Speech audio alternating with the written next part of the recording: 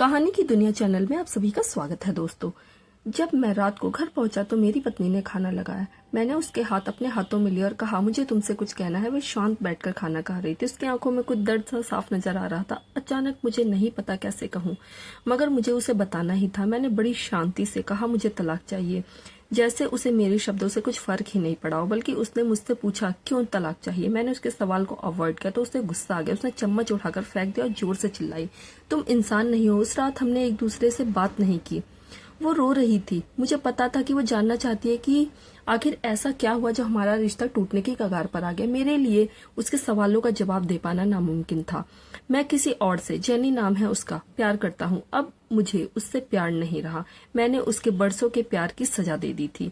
मेरे मन में तलाक के ड्राफ्ट पेपर तैयार किए, जिसमें लिखा था कि वो हमारा घर, मेरी कार और 30% शेयर मेरी कंपनी से ले सकती है इस तलाक के बदले में। लेकिन उसने उन पेपर्स को देखा और उनके टुकड़े टुकड़े कर दिए। वह औरत जिसने मेरे साथ जीवन के 10 साल बिताए, वो आज मेरे लिए अनजान हो चुकी थी। मुझे इन 10 सालों का जो उसने मेरे लिए बर्बाद कर दिए, मगर मैं क्या करूं?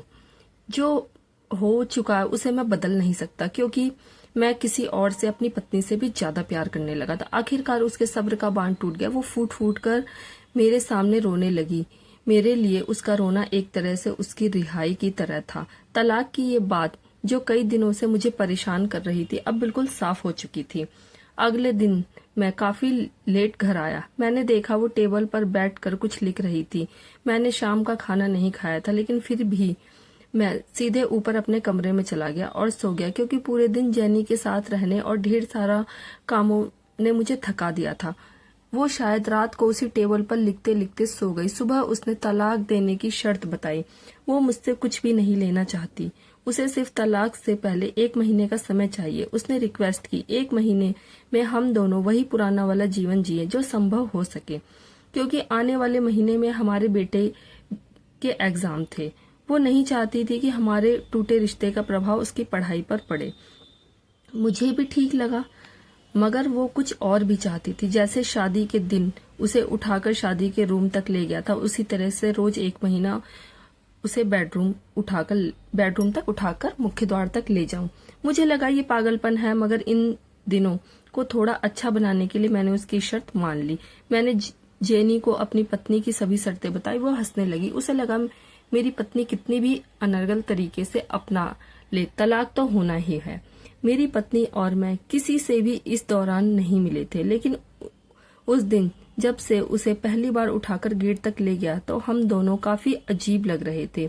पीछे से हमारा बेटा भी खिलखिलाकर ताली बजाकर खुश हो रहा था। अगले दिन का काम थोड़ा नॉर्मल और आसान हो गया था। वो मेरे सीने से लगी थी और मैं उसकी खुशबू महसूस कर रहा था। ऐसा लगा जैसे कई दिनों बाद मुझे ये खुशबू आई। फिर कई दिनों में मैंने उसके होने का महसूस नहीं किया।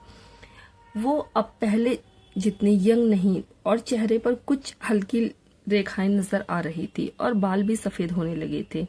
ये वही औरत थी जिसने अपने जीवन के 10 साल मुझे समर्पित किए थे, और 1 मिनट के लिए मैंने सोचा कि इसका क्या हाल कर दिया। चौथे दिन जब मेन गेट से उठाए तो पुरानी इंटीमेंसी लौटने लगी। वही औरत थी जिसने मेरे साथ 10 साल बिताए। 5वें और 6ठे दिन पुराना प्यार फिर जागने लगा। मैंने जेनी को इस बारे में कुछ नहीं बताया। अब उसे उठाना और आसान हो गया। शायद हर रोज ये करने से स्ट्रांग हो रहा था। एक दिन वो अपनी पसंद के कपड़े निकाल रही थी। कुछ खास ढूंढ नहीं पाई। उसने सांस लेते हुए कहा कि मेरे सारे कपड़े बड़े गहने पड़े हैं। अचानक मुझे पता लगा कि वो काफी दुबली पतली हो गई है, इसलिए आसानी से उठा पा रहा हूँ। मेरे दिल को एक झटका सा लगा। अपने दिल में काफी सारा दर्द छुपा रखा था। पता नहीं केस के आगे बढ़ा, उसके सर को छूकर देखा। हमारा बेटा आया और बोला, पापा ये तो मम्मी को उठाकर बाहर ले जाने का टाइम है। उसके लिए अपने पापा द्वारा मम्मी को इस तरह उठाकर ले जाते हुए देखना जीवन का अभिन्न हिस्सा बन गया था। मेरी बीवी ने हमारे बच्चों को बुलाया और जोर से गले लगा लिया। मेरा अपना चेहरा दूसरी तरफ कर लिया। मुझे लगा कि कहीं अपना निर्णय बदल ना लूं। मेरी पत्नी को रोज इस तरह उठाया और बेडरूम के सिटिंग रूम होते हुए हॉल तक लाया। उसने प्यार से अपने दोनों हाथ मेरी गर्दन के आसपास रख दिए। मैंने उसे जोर से पकड़ रखा था, बिल्कुल हमारे वेडिंग डे की तरह, मगर उसका इतना कम वजन मुझे परेशान कर रहा था। महीने के आखिरी दिन जब मैंने उसे उठाया तो मेरे लिए एकदम पता भी नहीं चल पाना मुश्किल हो रहा था कि हमारा बेटा स्कूल जा चुका है। मैंने कहा, हमारे जीवन में प्यार ना जाने कहाँ चला गया।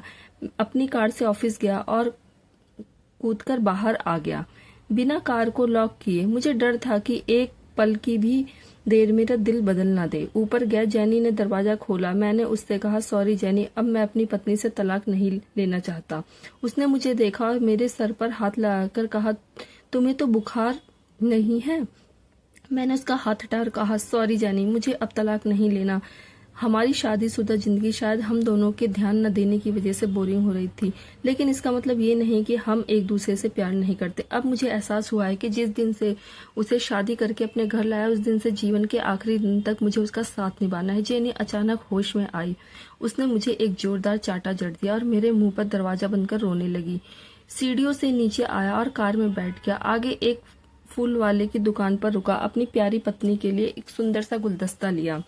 सेल्सगर्ल ने पूछा, इस पर क्या लिखना है? मैंने मुस्कुराते हुए कहा, तुम्हें जीवन के आखिरी दिन तक यूं ही उठाता रहूंगा। उस शाम जब मैं घर आया, हाथों में गुलदस्ता लिए, मेरे चेहरे पर एक मुस्कान थी। ऊपर अपने कमरे की तरफ गया, लेकिन तब तक वो मुझे छोड़कर इस दुनिया से जा चुकी थी, हमेशा के लिए। वो कई महीनों से कैंसर से लड़ रही थी, लेकिन मैं जेनी के साथ इतना खोया था, कभी ध्यान भी नहीं दे पाया।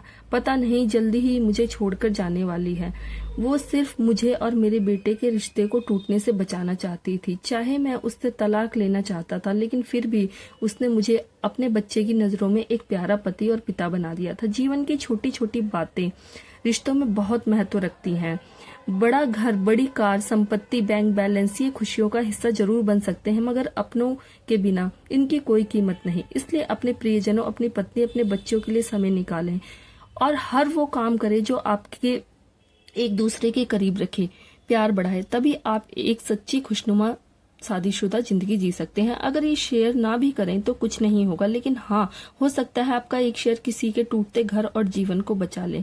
जीवन में हारने वाले कई बार नहीं जानते कि सिर्फ एक कदम उन्हें जीवन की ओर ले जा सकता है। तो दोस्तों, उम्मीद करती हूँ आपको हमारी कहानी पसंद आई होगी। कहानी पसंद आए तो वीडियो को लाइक करें, चैनल पे नए हैं तो चैनल को सब्सक्राइब कर लें। दोस्तों, आपका एक सब्सक्राइब हमारे लिए सराहनीय होगा। और हाँ, नोटिफिकेशन बेल जरूर दबाएं ताकि अगली अपडेट सबसे पहले आपको मिल सके। हर हर महादेव दोस्तों।